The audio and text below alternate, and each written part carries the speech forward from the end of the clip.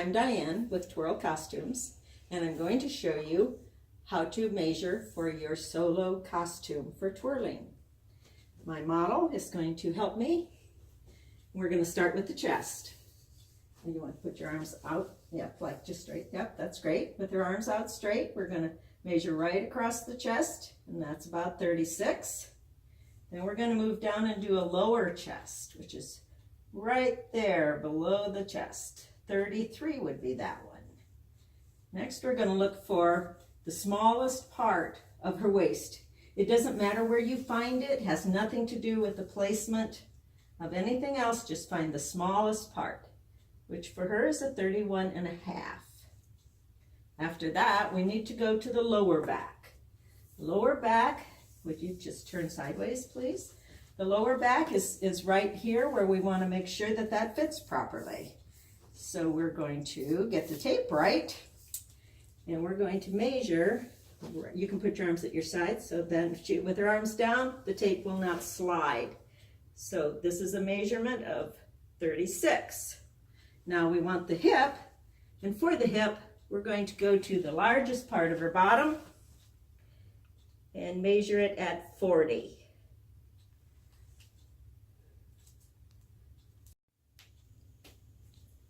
All right, now we're going to put a string around her waist to help us with the rest of the measurements. I'm a color person and I like many colors, so this string has all kinds of colors on it. So right at her waist. All right, now we're going to measure with this arm out.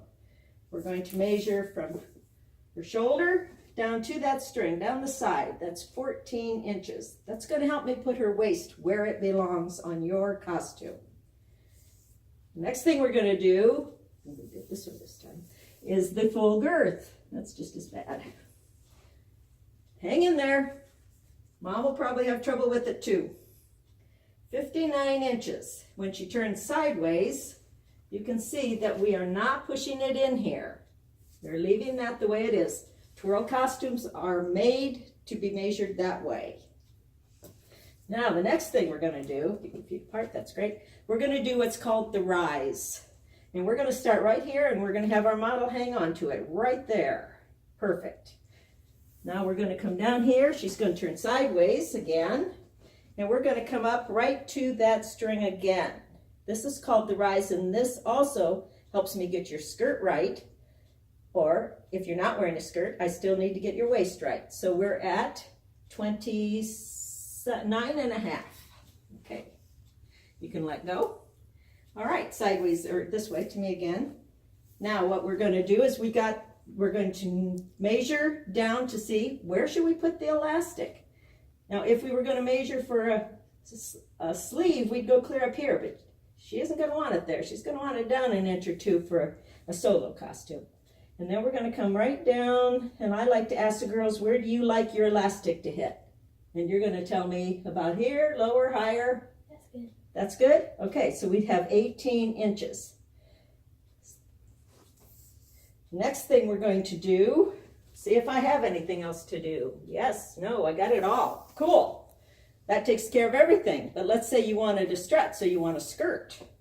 Okay, so in order to get the skirt, we're going to have her hang on to that again, and we're going to go down, and we're going to start asking her, you want the skirt here? You just feel it. You don't look at it. You want the skirt here? Or do you want it here? There. So she wants it here.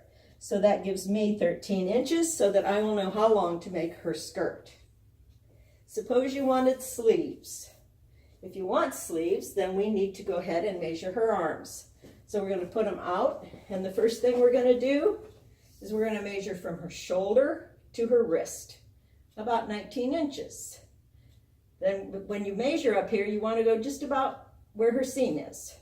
Then we're going to go right tight under that arm and do it again to her wrist, which is 17 inches. From there, we're going to have her bend her arm, about like that, that's good, and down. And we're going to measure to the elbow, 9 inches. From the elbow down to that wrist bone again. And that's 10 inches. Those are the things we need to keep her costume from pulling up and for her arm to be comfortable and yet snug. Now suppose she wants a fingerless glove with a point.